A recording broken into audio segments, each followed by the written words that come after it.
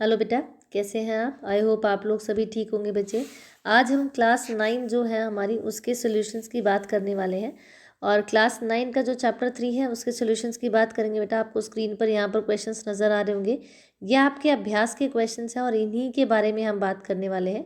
ठीक है। First question है आपके अभ्यास का, यदि किसी परमाणु के में इलेक्ट्रॉन्स की संख्या 8 है, उसमें इलेक्ट्रॉन्स की संख्या 8 और उसके प्रोटॉन की संख्या भी 8 है, तो आपको पहली चीज़ क्या निकालनी है? परमाणु की संख्या निकालनी है। तो परमाणु की जो परमाणु संख्या है वो क्या हो जाएगी बेटा? हमारे पास 8 हो जाएगी, क्योंकि यहाँ पर परमाणु की संख्या कितनी दी है आपको? प्रोटॉन्स की संख्या 8 है, तो आपके पास वो भी 8 हो जाएगा। ठीक है, तो आपके पास परमाणु संख्या 8 हो जाएगी। अब सेकेंड क्वेश्चन है इसके लिए बेटा, परमाणु का आवेश कितना होगा? तो यहाँ जो परमाणु का आवेश है वो 0 होगा। क्या होगा बेटा? आवेश 0, क्योंकि इसके पास 8 ही इलेक्ट्रॉन और 8 ही प्रोटॉन है, तो दोनों मिलकर क्या करेंगे? विद्युत रूप से अगर हम देखें तो +8 और -8 मिलकर एक दूसरे को 0 कर देते हैं, इसलिए यहाँ पर आंसर क्या होगा बेटा? आपका 0 होगा। ठीक है। अब आपके पास ये श्रेणी दी हुई है और आपको सारणी को देखकर क्वेश्चंस बताने थे। जैसे आपके पास यहाँ पर एग्जाम्पल आपको देना था, जैसे ये कि H, D और T क्या है। तो H आपका क्या है? प्रोटियम है। D आपका क्या है बेटा? ड्यूटीरियम है। और जो T है वो ट्राइटियम है। तो उसमें इलेक्ट्रॉन्स की संख्या 1 1 है प्रोटियम में, और ड्यूटीरियम में 1 इलेक्ट्रॉन 1 प्रोटॉन 1 न्यूट्रॉन है। और ट्राइटियम की बात करूँ तो 1 इलेक्ट्रॉन 1 प्रोटॉन और 2 आपके पास क्या है?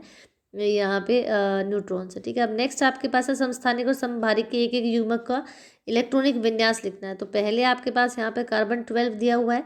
ठीक है, तो कार्बन 12 C6 और 12 है। तो यहाँ परमाणु संख्या 6, तो इसका इलेक्ट्रॉनिक विन्यास 2 और 4 हो जाएगा। अगर बात करूँ किसकी? कार्बन 14 की, तो C6 14 है, परमाणु संख्या 6, तो इसका भी 2 और 4 हो जाएगा। तो ये तो थी समस्थानिक। अगर मैं समभारिक की बात करूँ तो संभारिक में आपके पास कैल्शियम और आर्गन का दिया बेटा। बेटा संभारिक क्या होते हैं? जिनका भार बराबर, जिनका द्रव्यमान बराबर लेकिन संख्या अलग है। अगर समस्थानिक की बात करूँ तो उनका स्थान एक जैसा है, मतलब उनकी परमाणु संख्या समान, उनका भार क्या, परमाणु संख्या समान है उनकी।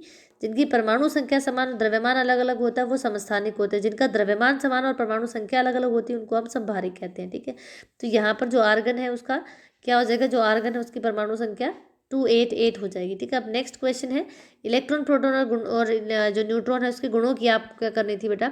तुलना करनी थी। तो यहाँ पे संकेत जो गुण है हमने उसमें संकेत दिया कि 3 डिफरेंस लिए हमने।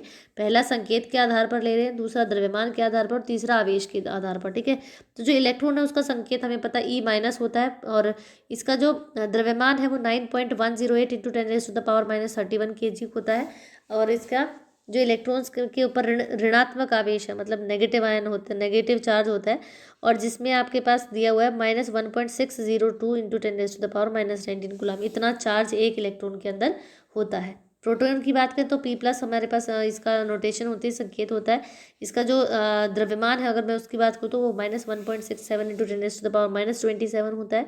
इसका जो आवेश है वो +1.6 इंटू 10⁻⁻19 होता है। और न्यूट्रॉन की बात करें तो ये N01 होता है। इसका जो द्रव्यमान है वो 1.6 इंटू 10⁻⁻27 होता है। और न्यूट्रॉन जो होता है वो विद्युतीय उदासीन होता है, उसके पास कोई चार्ज नहीं होता है। ठीक है।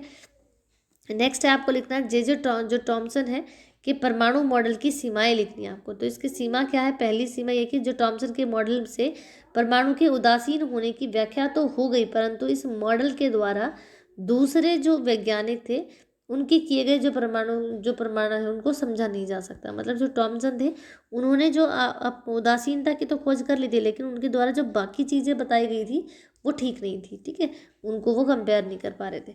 नेक्स्ट उनका रदरफोर्ड के मॉडल की क्या सीमा है? देखो, रदरफोर्ड के मॉडल की सबसे बड़ी सीमा ये है कि उन्होंने कहा कि परमाणु के चरों और जो उनका वर्तुलाकार जो चक्कर लगाते समूह क्या करता है, अपनी ऊर्जा को शहीद करता है। शहीद मतलब खत्म कर देता है, खत्म करते रहता है। और एक दिन ऐसा आएगा इलेक्ट्रॉन चक्कर लगाते लगाते नाभिक से टकरा जाएगा, और नाभिक से टकराने के कारण क्या होगा?